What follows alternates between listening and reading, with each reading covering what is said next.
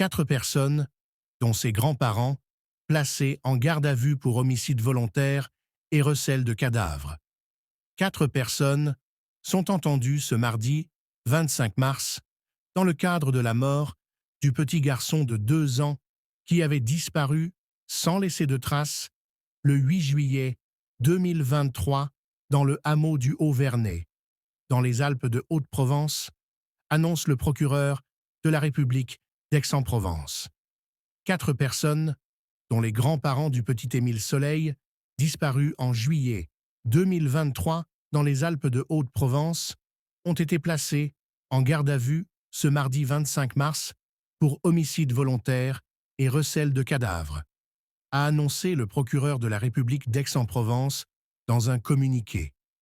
Les 2 autres personnes sont 2 des enfants majeurs des grands-parents, précise le communiqué du procureur. L'identité de ces derniers, oncle ou tante de l'enfant, n'était pas immédiatement connue. Selon le procureur, ces placements en garde à vue s'inscrivent dans une phase de vérification et de confrontation des éléments et informations recueillis lors des investigations réalisées ces derniers mois. Les enquêteurs procèdent par ailleurs à des opérations criminalistiques en divers lieux du territoire, ajoute le procureur, qui précise qu'une nouvelle communication interviendra à l'issue des actes en cours. L'avocate des grands-parents, May Isabelle Colombani, a confirmé leur placement en garde à vue. « Je n'ai aucun commentaire à faire. Je viens de l'apprendre », a-t-elle déclaré. Une perquisition était en cours, dans la matinée, au domicile des grands-parents d'Émile, un COSUM à Provençal situé à la Bouilladis, commune de 6 000 habitants, entre Aix-en-Provence et Aubagne, dans les Bouches-du-Rhône. Jardinière à l'entrée d'une chapelle. Émile, âgé de 2 ans et demi, a disparu le 8 juillet 2023, alors qu'il venait d'arriver pour les vacances d'été chez ses grands-parents maternels, dans leur résidence secondaire du hameau du Haut-Vernay, dans les Alpes de Haute-Provence. Malgré plusieurs jours de battues citoyennes et de ratissage judiciaire, aucune trace de l'enfant n'avait été retrouvée.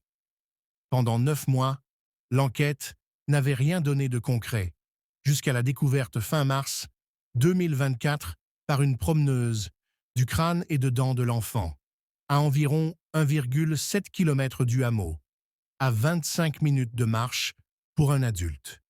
Les obsèques du garçonnet avaient été célébrées le 8 février dans la basilique de Saint-Maximin-la-Sainte-Baume, Var, en présence de toute la famille. À Riaumont, la communauté intégriste où est passé le grand-père d'Émile, il voulait faire des gamins des soldats du Christ. Le 13 mars, la présence des enquêteurs dans le Haut-Vernay avait relancé les spéculations.